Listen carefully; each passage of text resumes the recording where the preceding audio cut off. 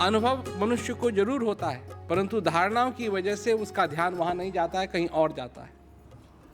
क्रिया समझना तो कोई बात नहीं, क्रिया तो हम समझाते हैं और समझ सकते हो तुम दोबारा, परंतु क्रियाओं का चक्कर नहीं है। चक्कर है तुम देख कहां रहे हो। क्योंकि अगर बुद्धि में ही अटके रहोगे, कल्पना के लिए चाहिए बुद्धि, और ये जो अनुभव है ज्ञान का, ये बुद्धि का विषय नहीं है। वहां से निकल करके अंदर की तरफ जाओ, तुमको अनुभव होगा, और अनुभव होता है। क्योंकि बात यह है कि जिस समुद्र के साथ ये ज्ञान तुमको जोड़ता है, वो तो तुम्हारे में हमेशा चल रहा है। ज्ञान अनुभव को बनाता नहीं है, ज्ञान तो एक पुल है।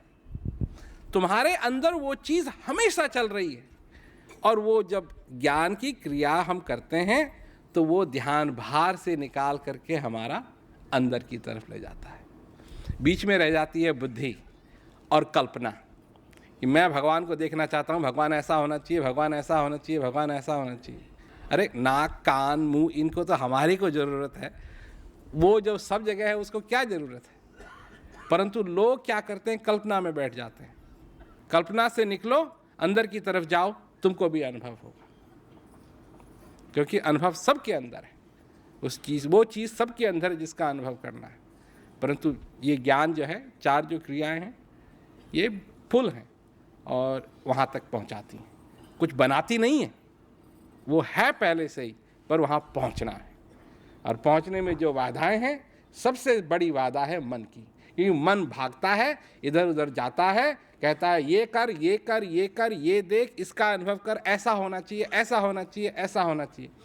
और जब ये सारी चीज़ें निकल जाती हैं तो अपने आप बात स्पष्ट हो जाती है। जब प्यार होता है किसी से, क्या होता है? जब प्यार होता है और कोई चीज़ नहीं देखता।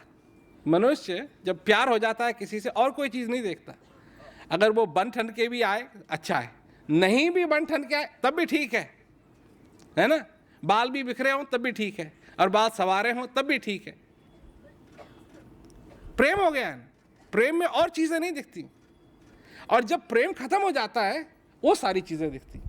उन्हीं को आदमी देखता है जिससे प्रेम नहीं है। नया नया आदमी हो, पहले कभी नहीं मिले, तो उसकी तरफ आदमी देखता है तो क्या देखता है? वही सारी चीज़ें देखता है।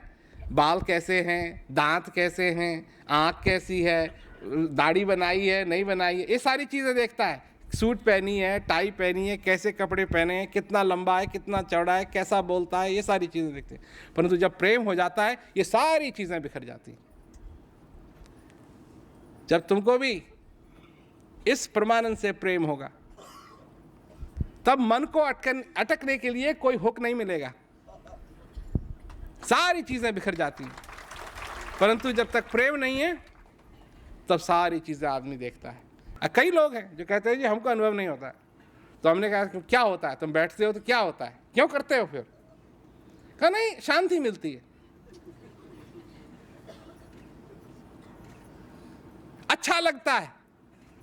बैठ जब नहीं हो रहा है अनुभव तो बैठते क्यों? कहा नहीं, अच्छा लगता है, अंदर शांति मिलती है। और वो क्या है? वह उस चीज का अनुभव नहीं है, परंतु कल्पना में जब तक फंसे रहोगे तब तक सारा चक्कर चलता रहेगा। जब कल्पना से हटोगे, यही बात है। जब जिज्ञासु आता है, हजारों उसकी कल्पना रहती है। जब सत्संग सुनता है, वो कल्पना धीरे धीरे धीरे धीरे धीरे हटती हैं, क्योंकि प्यार होने लगता है। और जब प्यार हो जाता है, सच्चा प्यार हो जाता है, तो वो ज्ञान के लिए तैयार। जब सच्चा प्यार हो जाता है, वो ज्ञान के लिए तैयार, क्योंकि फिर वो और चीज़ों को नहीं देखता है, वो जो हो रहा है उसको देखता है। जैसा है वैसा देखता है, और ऐसा ही होना चाहिए।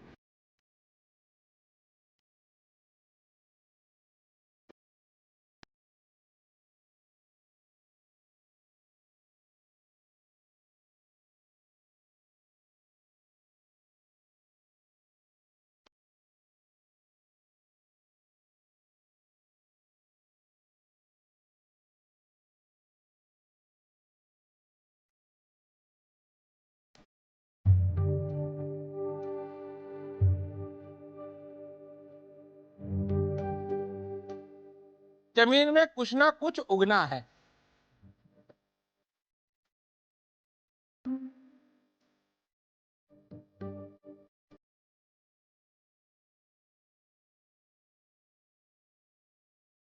हल चला लो, पानी दो, बीज मत डालो, कुछ ना कुछ जरूर उगेगा।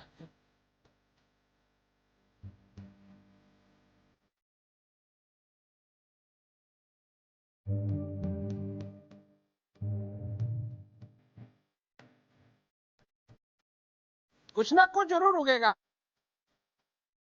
बात यह है कि जो उगेगा वो खाने लायक नहीं है।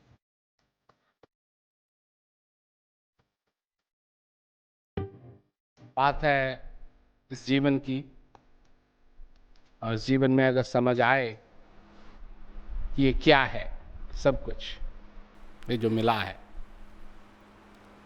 और इसको समझने के लिए एक दूर से देखना जरूरी है, क्योंकि सारी चीज़ें हमारे सारे जो कुछ भी हमारी प्रॉब्लम्स होती हैं इन्हीं में हम लग जाते हैं। ये ना हो, ये ना हो, ये ना हो, ये ना हो, ये ना हो, पर ये कभी नहीं बोते हैं अपनी ज़मीन में, अपने बाग में, कि क्या होना चाहिए, कैसा होना चाहिए।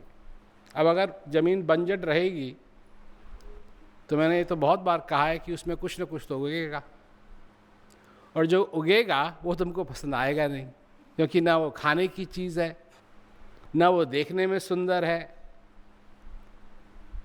तो जब इसमें कुछ बोया ही नहीं तो फिर जो भी इसमें से उपजेगा वो वही होगा जो बंजर जमीन में उपजता है,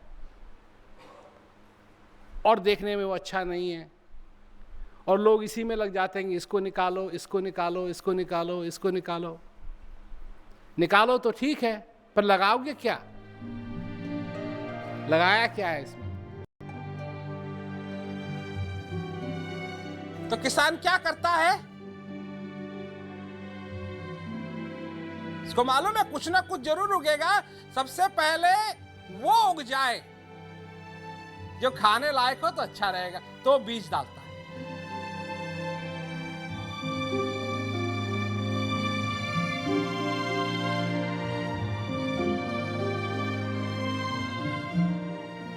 पानी देता है, और क्या करता है कि वो चीज जो खाने लायक नहीं है वो ना उगे तो उसको निकालता रहता है, ताकि क्या उपजे? जो खाने लायक।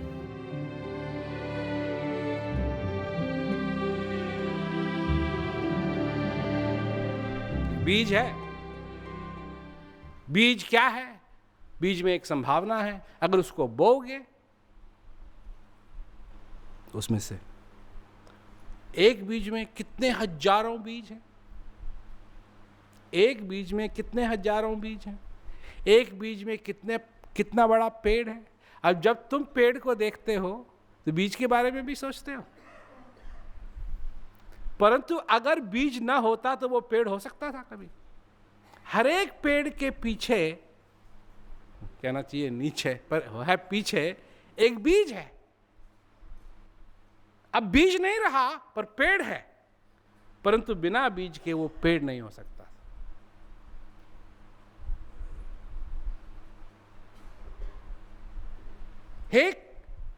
हर एक जिंदगी के पीछे,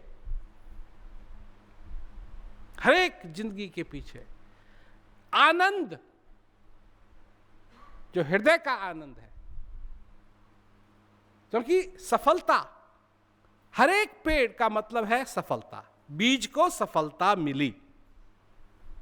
तुम्हारे जीवन का, तुम्हारे इस शरीर का होना, इसका मतलब है कि तुमको सफलता मिली, तुम हो।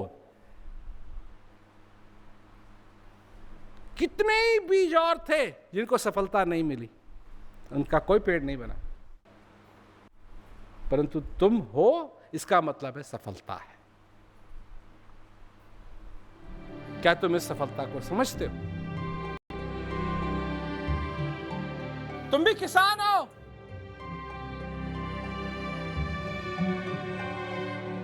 और तुम्हारी जिंदगी खेत है।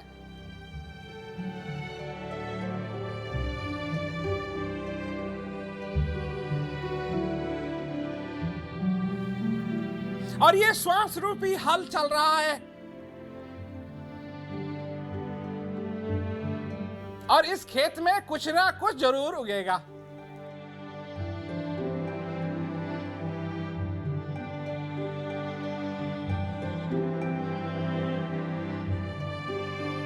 जीवन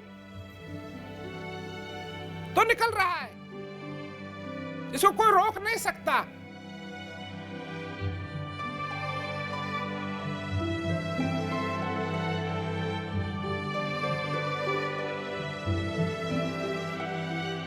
समय है, आ रहा है और जा रहा है, आ रहा है और जा रहा है, आता रहेगा और जाता रहेगा।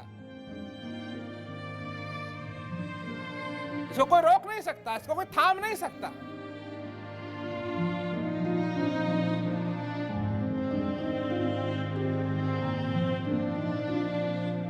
और ऐसे ही तुम्हारे अंदर ये श्वास आ रहा है और जा रहा है, आ रहा है और जा रहा है, आ रहा है और जा रहा है।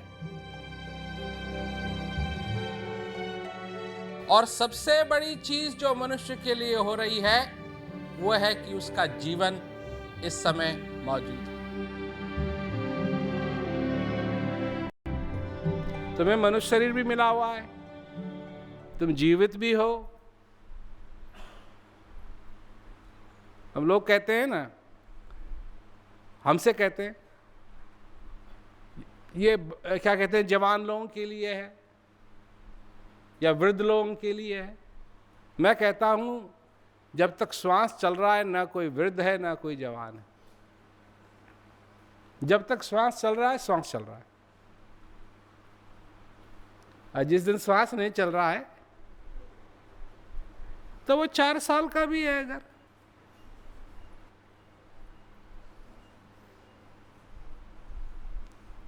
मेरे को बताओ, एक आदमी हो 100 साल का और एक हो 5 वर्ष का, 10 वर्ष का ही समझो, 10 वर्ष का। 100 वर्ष वाले का श्वास चल रहा है और 10 वाले का बंद हो गया, तो कौन बढ़िया है, 100 साल वाला या 10 वाला? तो जब सारी चर्चा ही श्वास की है, जो सब खेल श्वास ही का है, तो फिर बीच में ये सारे जो तुम 20 साल के हो 30, ये क्यों बना रखा है? जब खेल सारा श्वास का है, जब तक श्वास चल रहा है बस,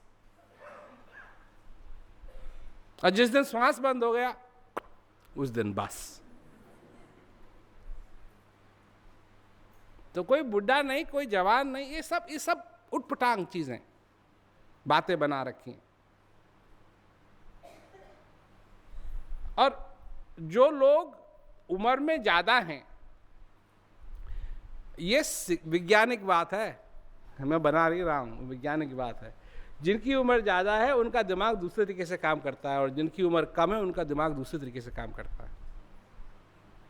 क्योंकि जो दिमाग जो जवान है उनको एक्सपीरियंस नहीं है, और जो रह चुके हैं उनका दिमाग एक्सपीरियंस इस्तेमाल करता है प्रॉब्लम सॉल्व करने के लिए। और जो जवान है उनको एक्सपीरियंस नहीं है, तो वो सोचने लगते हैं अब कैसे होगा, ये क्या होगा। तो जब तक श्वास है तब तक सब कुछ है, और जिस दिन श्वास नहीं है उस दिन कुछ नहीं है। ये सब दोनों को मालूम है। फिर दूसरा खेल बनाने की क्या जरूरत है? तो जब तक तुम हो और जब तक तुम्हारा श्वास चल रहा है, इसका मतलब यह है कि एक संभावना है कि तुम आनंद में हो रह सकते हो।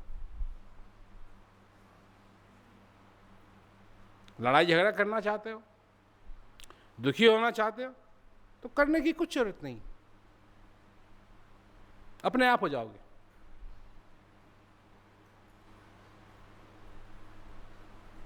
ये कानून है, अपने आप। संसार है, काटने के लिए आएगा, खाने के लिए आएगा। दुख देने वाली एक चीज है और दुखी होने वाला एक चीज है। दुख देने वाला हो, पर यह जरूरी नहीं है कि दुख देने वाली चीज मनुष्य को दुखी करे। मनुष्य अगर उस चीज को अपने अंदर आने देगा तो फिर मनुष्य को दुखी करेगी, उसको रोक सकता है। समझने की बात होती है। अपने से जो कुछ भी परिस्थिति है, अगर थोड़ा सा उसको भी मनुष्य अपने से अलग करे कि मेरा मकसद क्या है,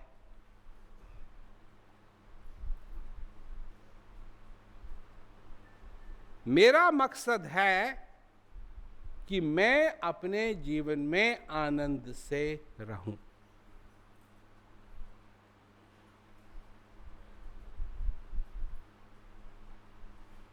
मेरे जीवन में आनंद हो, मेरा समय बर्बाद ना हो।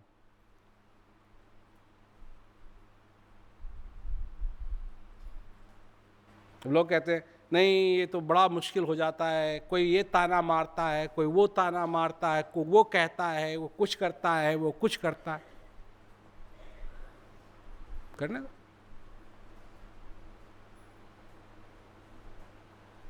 करने दो।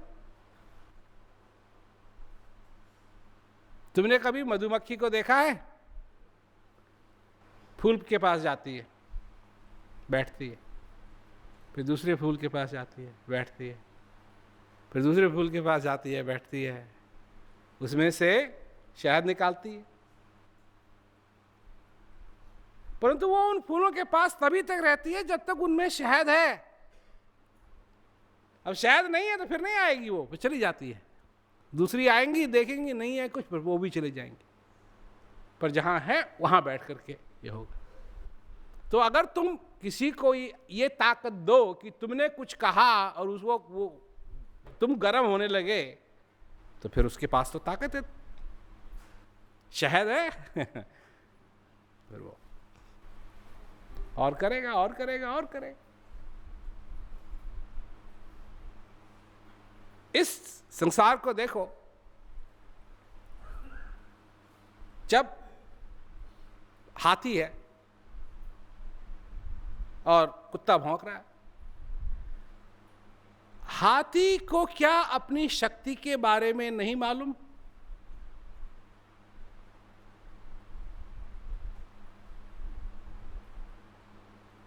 बिल्कुल मालूम है। और क्यों मालूम है?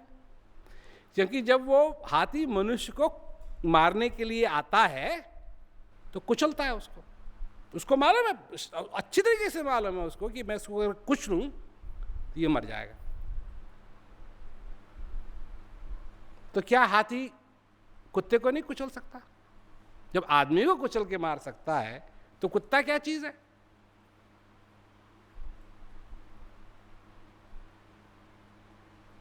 कुचलता रहता है। क्या हाथी के पास गुस्सा नहीं है? जब हाथी गुस्सा होता है तो ऐसा गुस्सा होता है, ऐसा गुस्सा होता है, ऐसा गुस्सा होता है, सारी चीजों को तहस महस कर देगा। तो जो वो कुत्ता भौंक रहा है तो गुस्सा नहीं हो सकता और उस कुत्ते को कुचल नहीं सकता, पर नहीं करता है तो उसका मतलब नहीं है। भाग रहा है, भाग रहा है। तो हाथी के पास तो इतनी बुद्धि है, तुम्हारे पास नहीं है।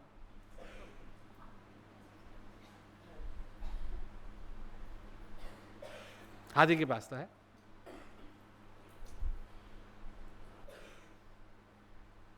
शेर एक दूसरे को देखता है,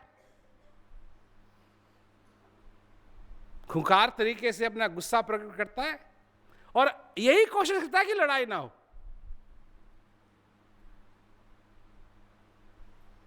अरे एक बार गुर्रा दिया तो गुर्रा दिया, उसके बाद एक इधर गया एक उधर गया।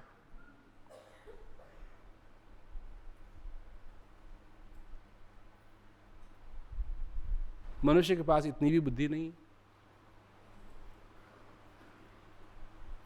मनुष्य के पास तो इतनी भी बुद्धि नहीं है, लड़ेगा, झगड़ेगा। क्यों? इसलिए क्योंकि उस जमीन में कुछ बोया नहीं है उसने, बंजर है सब कुछ। और जैसे ही थोड़ी बहुत हवा चलेगी तो धूल उड़ेगी, और वो धूल उड़ना ही मनुष्य के लिए उसके पतन का कारण है। क्योंकि जो धूल उड़ रही है वो अच्छी धूल है, उसमें बहुत कुछ अगर बोया जाए तो उपज सकता है, पर वो उड़ जाएगी क्योंकि कुछ लगाया ही नहीं। तो ये जरूरी है कि मनुष्य कुछ लगाए। और संत महात्माओं ने यही कहा है कि क्या लगाए? ज्ञान का बीज लगाए, शांति का बीज लगाए। तो ज्ञान का बीज लगाएगा तो उसके बगीचे में, उसकी जमीन में ज्ञान रूपी फूल उपजेंगे। तुम्हारी जिंदगी खेत है,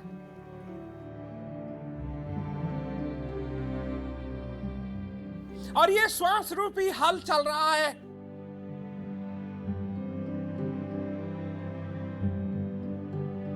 और इस खेत में कुछ ना कुछ जरूर उगेगा।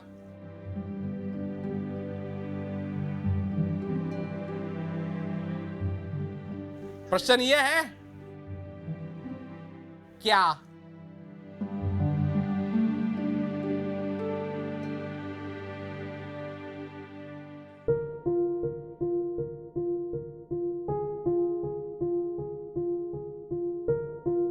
असली मोहब्बत जब एक नया दिन आता है, एक नई सुबह होती है, तब इस हृदय में एक मधुर अनुराग जाग जाता है। तब इस हृदय में एक सुंदर प्यार का, नायाब मोहब्बत का नशा छा जाता है।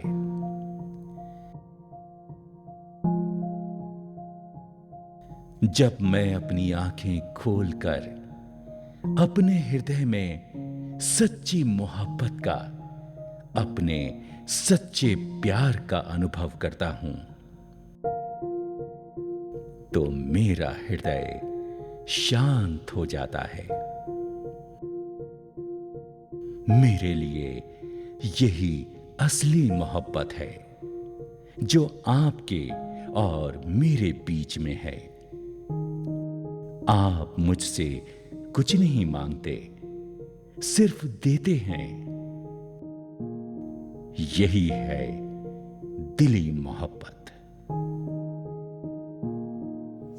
महाराज जी, मेरे पास कोई शब्द नहीं जो मैं आपको कुछ सुना सकूं, कह सकूं, पर जितनी कृपा आपने मेरे पे की, सारी कृपाओं के लिए महाराज जी आपको बहुत बहुत धन्यवाद।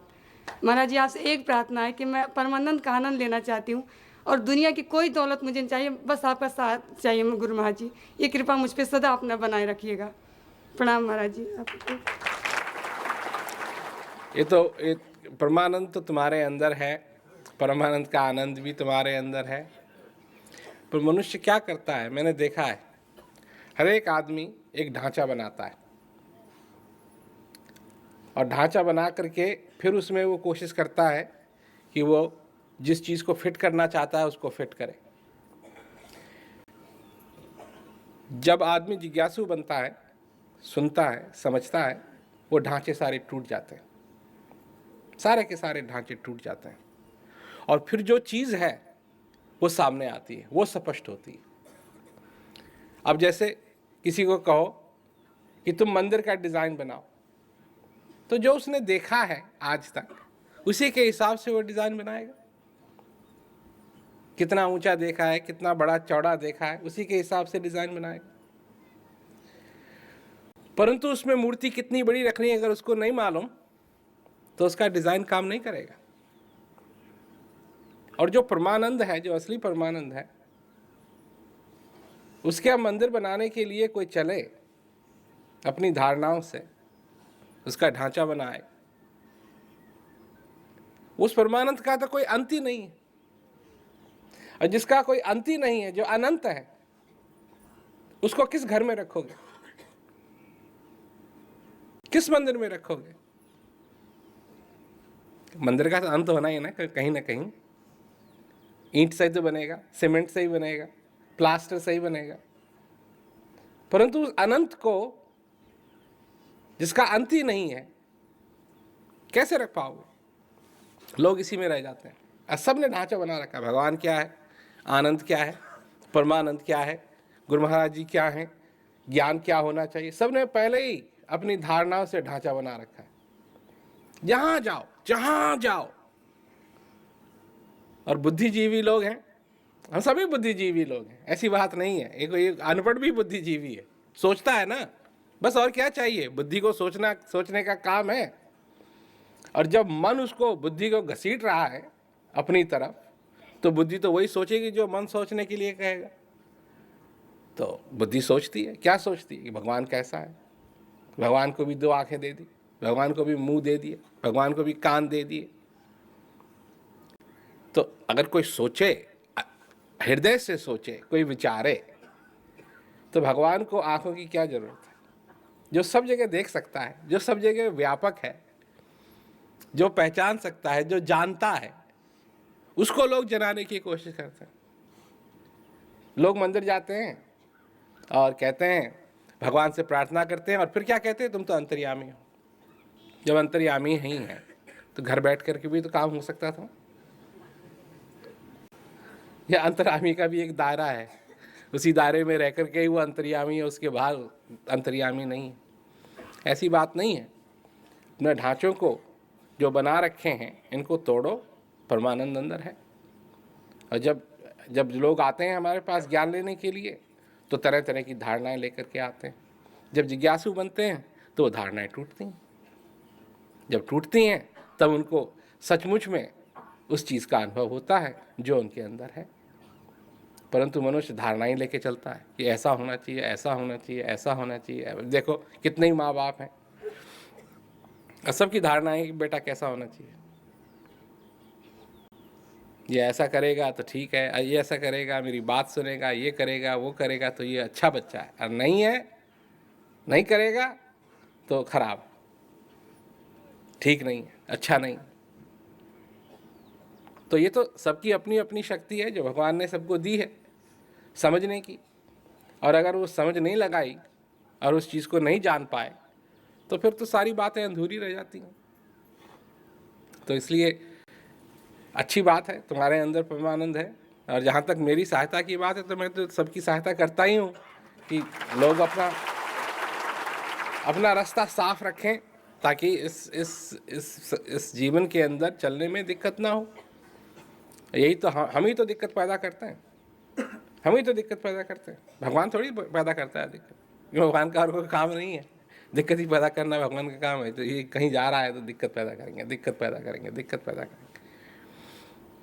और जो होना है वो होगा, जो होना है वो होगा। परंतु उसके लिए मनुष्य को सब्र की जरूरत है, और ये देखने की जरूरत है कि मैं कहाँ मैं अपने पैर कहाँ रख रहा हूँ। जो इस जीवन के अंदर मैं चल रहा हूँ, आज मैं उठा तो आज मैं क्या करूँगा? सबसे बड़ी चीज़ क्या है? सबसे बड़ी चीज़ ये नहीं कि मैं ये करूँगा, वो करूँगा, ये ऐसा होगा, ये वैसा होगा, नहीं। सबसे बड़ी चीज़ है कि जो कुछ भी आज हो, मैं उस परमानंद का आनंद ले सकूं। अब चाहे वो चीज़ें जो मेरा प्लान है वो हो या न हो, उससे परमानंद का और मेरे लक्ष्य का कुछ लेना देना नहीं है। जो होगा सो होगा। तो चीज़ें मेरे प्लान के हिसाब से चलें या न चलें, उससे आनंद का कोई मतलब नहीं है। उसका जो आनंद है, वो आनंद ज़्यादा दिन नहीं चलेगा, ज़्यादा समय भी नहीं चलेगा। परंतु जो आनंद मेरे अंदर स्थित है, अगर मैं उसका अनुभव करना चाहता हूँ, तो वो संभव है, वो संभव है। और यही अगर हम मान के चलें अपने जीवन के अंदर, तो सचमुच में सभी लोगों के जीवन में कितना अंतर आ सकता है। क्योंकि हम तो निर्भर करते हैं कि हमारा काम होगा या नहीं, इसी पे हम सारी बातें निर्भर करते हैं। कोई बिजनेस के लिए निकलता है, कोई किसी चीज़ के लिए निकलता है, कोई किसी चीज़ के लिए निकलता है, पर लक्ष्य होना चाहिए कि मैं अपने जीवन के अंदर आज के दिन, इस समय, ये जो समय मेरे को मिला है, मैं पूरे रूप से उसका आनंद उठा सकूं। ये लक्ष्य होना चाहिए मनुष्य का। सत्य क्या है, असत्य क्या है? तुम जानना चाहते हो एक दूसरे सत्य को, जो सत्य तुम्हारे मनोकामनाओं से भरा हुआ है। वो सत्य सत्य नहीं है, वो असत्य है।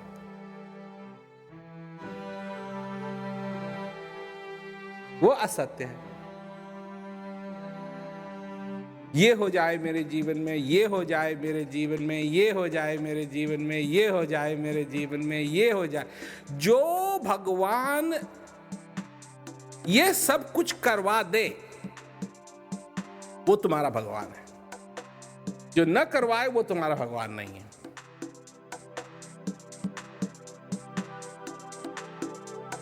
भगवान अपनी मनमानी करे, वो तुमको स्वीकार नहीं है। तुम्हारी माने, वो तुमको स्वीकार।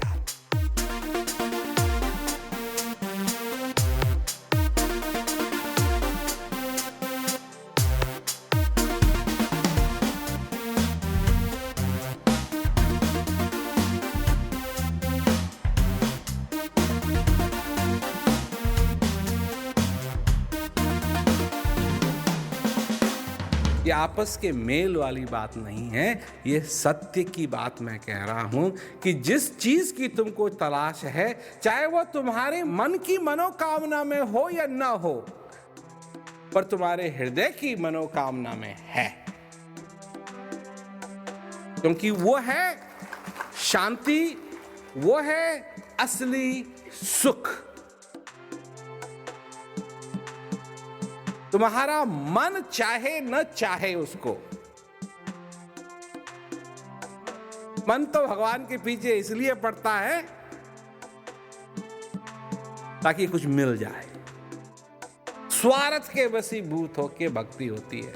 स्वार्थ के वशीभूत तुम भक्ति कर ही नहीं सकते, परंतु सारी दुनिया यही कर रही है, स्वार्थ के वशीभूत होके भक्ति करते।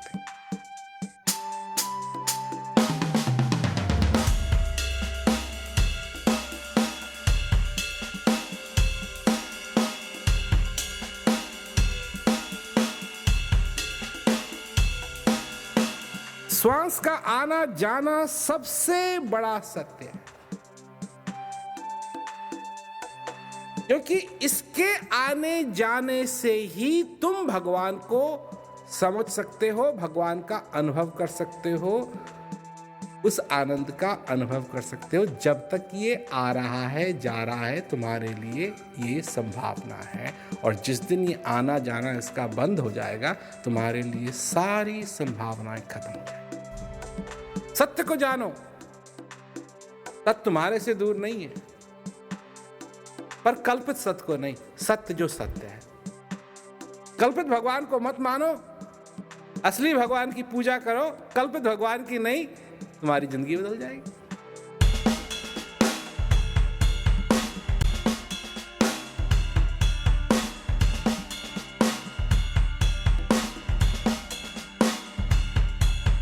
और अगर तुम जो सत्य भगवान है, जो सचमुच में सच्चिदानंद है, अगर उसको मानो, उसकी पूजा करो, तो तुमको दिखाई देगा कि तुम्हारी हृदय की सारी कामना पहले से ही उसने साफ भर दी।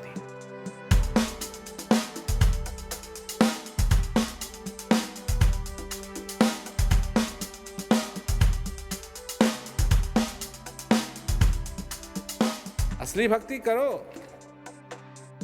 सत्य क्या है इसको समझो। है सत्य से प्रेम करो। सच कहता हूं, तुम्हारा सारा जीवन हरा भरा हो जाए। अपनी जिंदगी को तुम तोलना ही बदल दोगे। क्योंकि अभी तो तोलते हो सिर्फ एक चीज के लिए कि कितना नहीं है, कितने हल्के हो। हर एक मनुष्य अगर अपने को तोलता है तो सिर्फ एक चीज के लिए तोलता है कि क्या नहीं है। और जब सत्य से प्यार हो जाएगा तो तुम तोलना शुरू करोगे कि क्या क्या है।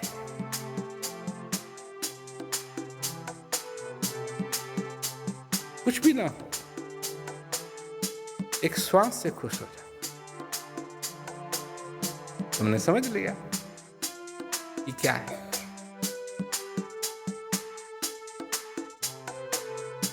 जिस दिन तुम ऊपरे को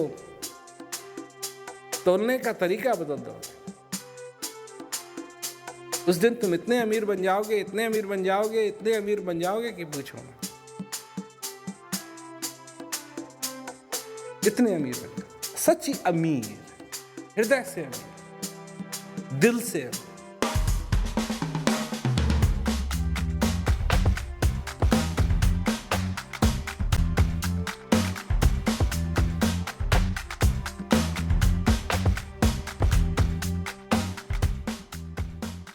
असली बात यह है कि जो कुछ भी हो, आत्मविश्वास तुम्हारा कभी टूटना नहीं चाहिए। जो तुम बनना चाहते हो तुम बन सकते हो, जो तुम करना चाहते हो तुम कर सकते हो।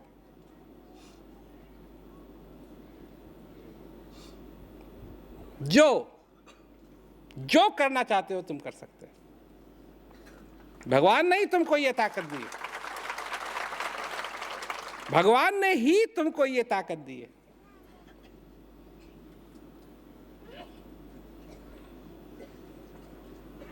तो कई लोग हैं सचमुच में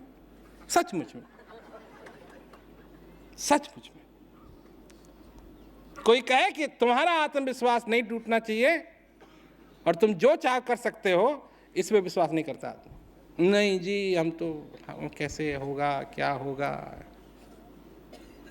मेहनत करने की जरूरत है, आंखें खोल के चलने की जरूरत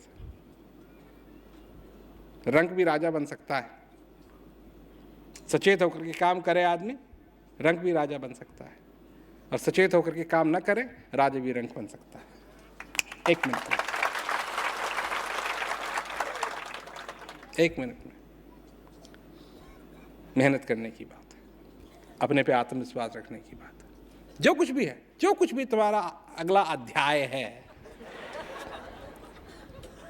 आत्मविश्वास के साथ जो करना होगा होगा। तुमको 10 अंगूठी पहनने की जरूरत नहीं है, हम तो एक भी नहीं पहनते।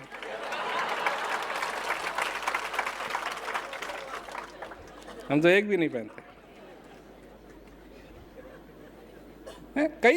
कई दिन है, कोई काम हो रहा है, एक दिन ठीक चल रहा है, एक दिन ठीक नहीं चल रहा है। और नहीं ठीक चल रहा है तो घबराना नहीं है। आत्मविश्वास और सब्र करो, धीरज रखो। इस दुनिया के अंदर धीरज नहीं है। आदमी का थोड़ा सा इधर से क्या हो गया,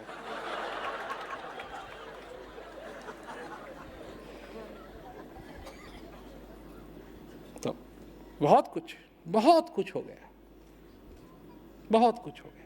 और बहुत कुछ हो सकता है तुम्हारी जिंदगी के अंदर भी, बहुत कुछ हो सकता है। बहुत, तुम उन्नति की बात करते हो, ऐसी उन्नति हो सकती है जिसका सपना भी नहीं देख सकते। तो धीरज, मेहनत और आत्मविश्वास, इन चीज़ों की ज़रूरत है। ये अगर तुम्हारे पास नहीं है तो तुमको कोई ये सिखा नहीं सकता। यही बात है, धीरज कोई सिखा नहीं सकता, धीरज को कोई पाठ नहीं है। आत्मविश्वास नहीं तो धीरज कहां से होगा? और धीरज नहीं है तो फिर घबराओगे।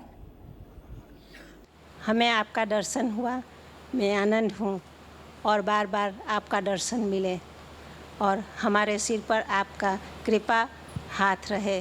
यही मेरी प्रार्थना है। हर श्वास के साथ तुम्हारे ऊपर भगवान की कृपा हो रही है। और कैसा आशीर्वाद चाहिए? ज्ञान तुमको मिल गया है, कितना बड़ा आशीर्वाद तुमको मिल गया है। एक तो वो आशीर्वाद मिला है जो भगवान दे रहा है, ऊपर से ज्ञान भी मिल गया, उस आशीर्वाद को पहचानने के लिए भी आशीर्वाद मिल गया। तो तुम्हारे ऊपर तो आशीर्वादों की वर्षा हो रही है। अपने आप को उन आशीर्वाद की वर्षा में भीगने दो। छाता मत खोलो, डरो मत कि कहीं भीग जाओगे।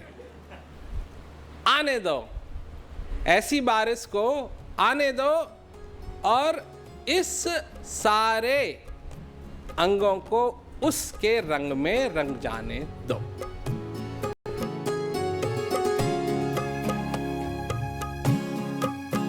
प्रभु प्रेम पाया निज घट में, क्या बखान करूं इस मुख से। दर्शन से सब भ्रम मिट गए, माया के काज बिसारे।